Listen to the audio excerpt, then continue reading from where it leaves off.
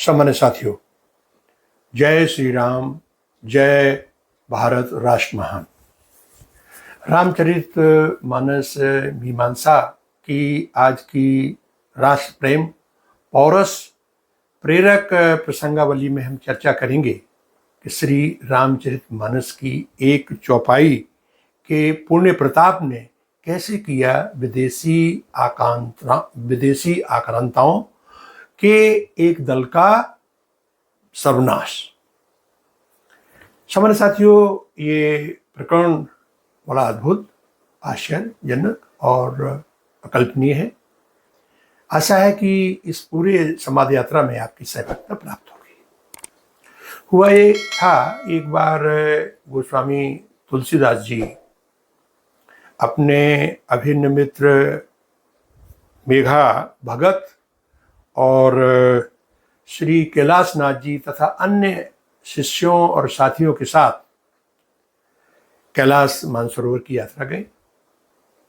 लौटते समय उन्होंने बद्रीनाथ जी के दर्शन किए और हरिद्वार में आकर के गंगा जी के किनारे सत्संग प्रवास की योजना बनाई और वहाँ कई दिनों तक रह करके अपने साधना, आराधना और सत्संग की धारा को प्रज्वलित किया।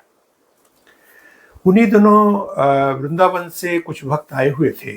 उन्होंने गोस्वामी जी को बताया कि महाराज जी, पहली बार भारतीय मूल का राजा दिल्ली का दिल्ली अधिपति बना है। गोस्वामी जी सुनकर बड़े प्रसन्न हुए और उन्होंने कहा कि ये महान आश्चर्य और हमारे राष्ट्र के लिए स्वर्णिम गौरव का विषय है कि पृथ्वीराज चौहान के बाद 300 वर्ष के बाद कोई भारतीय मूल का राजा दिल्ली अधिपति बना है। ये हम सबके लिए बड़ी गौरव और सम्मान का विषय है। कुछ दिनों वहाँ रहे, तभी कुछ लोग भक्तजन आए और उन्होंने बताया कि महाराज, ये सुना है कि विदेशी आक्रांता मुगल चंडीगढ़ की ओर बढ़ रहे हैं और उनको रोकने के लिए जो ये अपने भारतीय मूल के राजा हैं हेमचंद विक्रमादित्य, इन्होंने तय किया है कि हम उनका मुकाबला करेंगे और वो धौलपुर से आगे एक पड़ाव डाल दिया है मुकाबला करने के लिए। गोस्वामी जी ने कहा कि ऐसे वीर पुरुषों का जो राष्ट्रीय पटल पर राष्ट्र की गरिमा को बढ़ा रहे हैं, हमें चल के उनके उत्साह का वर्धन करना चाहिए।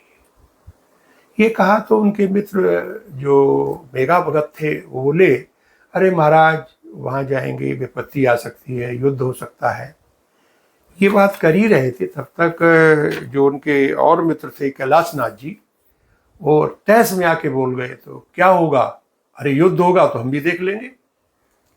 गोस्वामी जी ने मुस्कुरा के कहा कि जो देश के लिए जो छावर होते हैं, ये वीरों की भूमि रणभूमि भी हमें तीर्थ दर्शन के समान पुण्य लाभदायक होती है। उनकी बात सबको पसंद आई और ये सोचा कि चलो धीरे धीरे चल करके जो भारतीय मूल के राजा जो दिल्ली के अधिपति हैं हेमचंद विक्रमादित्य जी, उनसे भेंट करेंगे। और कुछ ही दिनों में वो वहाँ पहुँच गए जहाँ उनका डेरा लगा हुआ था। उन्हें जान के बड़ी प्रसन्नता हुई, क्योंकि गोस्वामी जी का नाम उस समय तक बहुत प्रचलित हो गया था। संतों के रूप में वो अग्रणी पंक्ति में थे भारत में। प्रणाम किया, आराधना की उनकी और कहा कि महाराज, हमें आशीर्वाद चाहिए।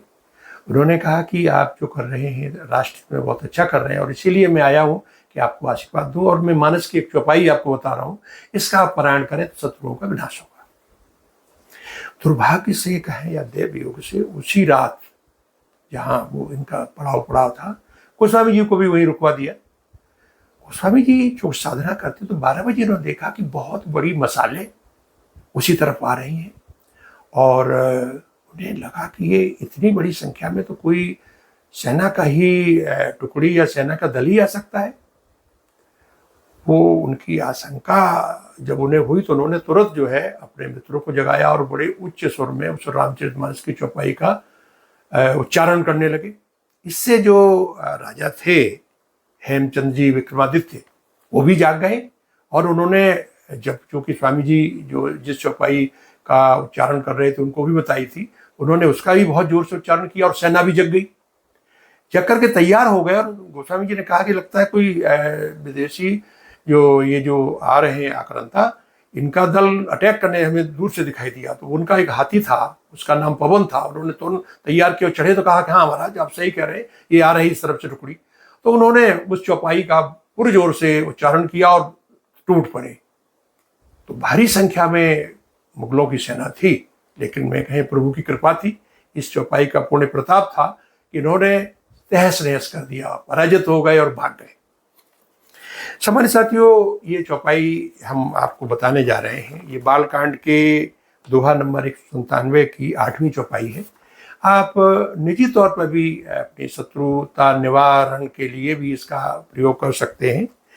वो ये है कि जाके सुमिरन सेरी पुनासा, नाम शत्रु घन वेद प्रकाशा।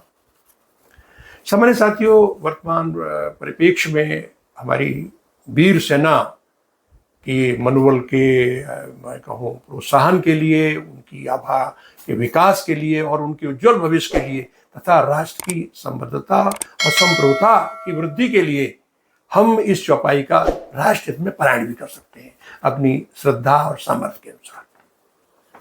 मैं यहाँ ये बताना चाहूँगा कि ये जो प्रकरण है, ये गोस्वामी जी के परम मित्र थे कृष्णदत्त मिश्र, जो बरैनी गांव है काशी के पास, वहाँ के रहने वाले थे। उन्होंने एक ग्रंथ लिखा है, उसमें इस घटना का विवरण दिया है और उसमें ये पूरा विवरण है।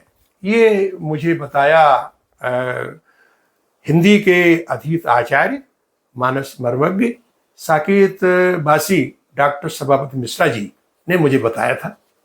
उस आधार पर मैंने आपके समक्ष प्रस्तुत किया। मैं चाहूँगा कि इस चौपाई का राष्ट्र में आप सभी इसका आह्वान कर सकते हैं, इसका पारायण कर सकते हैं और अपने परिवेश में भी शांति और सुरक्षा के लिए भी आप इसका उपयोग कर सकते हैं। आज तो बस यही। जय श्री सीताराम।